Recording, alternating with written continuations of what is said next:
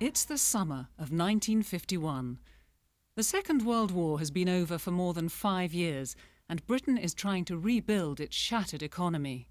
Tom Mackey is working as a salesman with the giant electrical manufacturer GEC, supplementing his small income with a gratuity which he earned as a navigator in Bomber Command.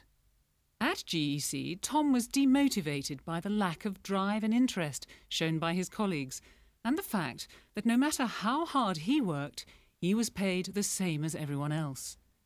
So one day, when he noticed a small, unprofitable electrical wholesale business which had come up for sale at 37 Hertford Street, Coventry, Tom could see its potential. The only problem was how could he find the £300 purchase price?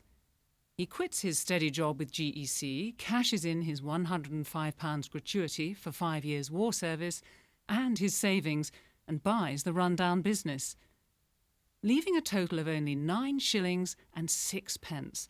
That's 47.5 pence today in his bank account. Tom's father is concerned about his son's supposed foolhardiness. He asks him, "Are you sure you're doing the right thing, son, leaving a steady job and putting your security on the line?" That dilapidated little building at 37 Hertford Street was to be the first branch of the worldwide commercial and manufacturing network we now know as City Electrical Factors. It all started on the 16th of July, 1951. One of Tom's first purchases was a company vehicle, a 14-horsepower Morris Oxford, which doubled as a salesman's car and a delivery vehicle. Even today, if a CEF customer needs an urgent delivery, we'll use a salesperson's or branch manager's car to deliver it. Tom worked long and hard to turn the business around. But how could he motivate those who now came to work with him?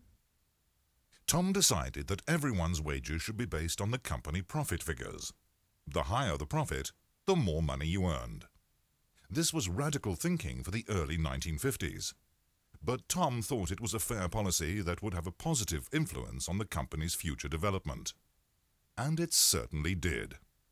In the financial year ending March 1951, that's the year immediately prior to Tom's involvement, the accounts show an accrued loss of £1,190 and 2 shillings.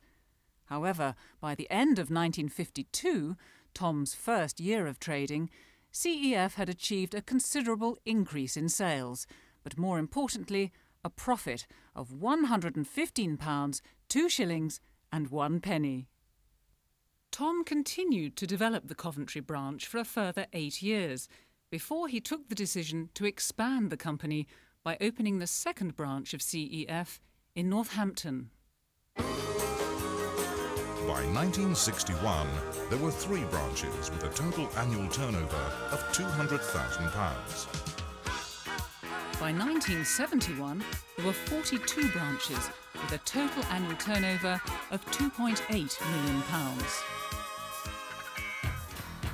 By 1981, there were 190 branches with a total annual turnover of £51 million.